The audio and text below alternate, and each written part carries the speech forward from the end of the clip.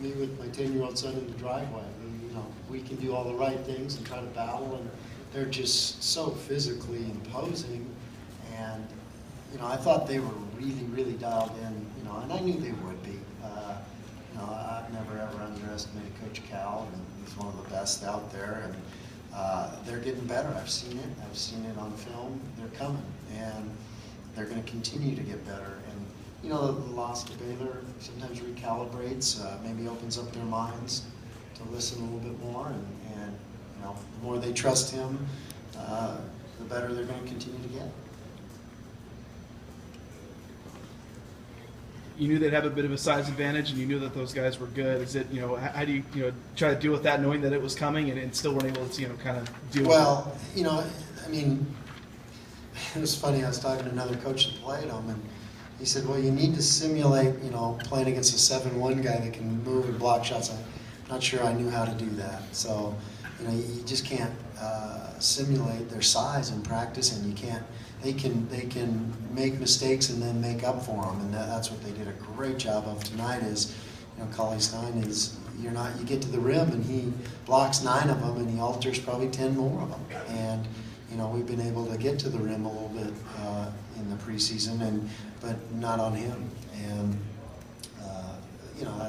that's the difference for them, is that they were dialed in, they were focused defensively, and then when they did make a mistake, they made up for it with their hustle plays.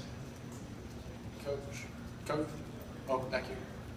Back. Oh, there you go. Okay. Coach Rice, what did you think of your team's offensive output? It seemed to do well in the first half, maybe took some tougher shots in the second half that just went wrong. Yeah, and I knew coming in here we had to play an A+ game, a perfect game, and the great thing about a game like this is it prepares us for the league that we play in, which we got some athletic teams, and we have to play the right way against them, and we slid away from that a little bit.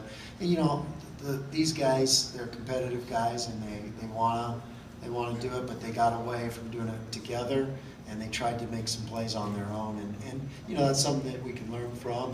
And when you play a team that's this athletic, isolations don't work, and one-on-one doesn't work. We have to beat them with our ball movement and player movement and sharing the ball. And we got away from that just enough that we couldn't score.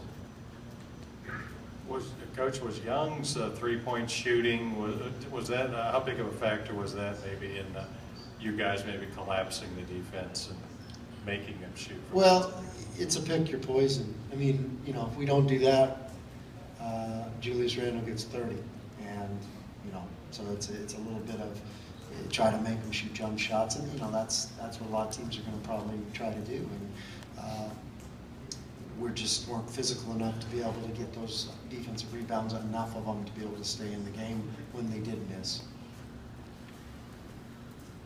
Coach, it seems like when you were driving the lane, Cauley-Stein seemed to be getting his hand on the ball instead of on you guys, and I know he probably tried to get to the line. Just your thoughts? I think you only were able to get to the line 6 times, and took you until about 14 minutes left to even get there at all. Yeah, well, again, it's their length and athleticism, and then, the other thing that makes it tough too is when you drive, it's not easy to find the kickouts either, because there's just long arms everywhere, and they close down those lanes quickly, and they got good hands. They're not just athletic at one position; they're athletic at every position.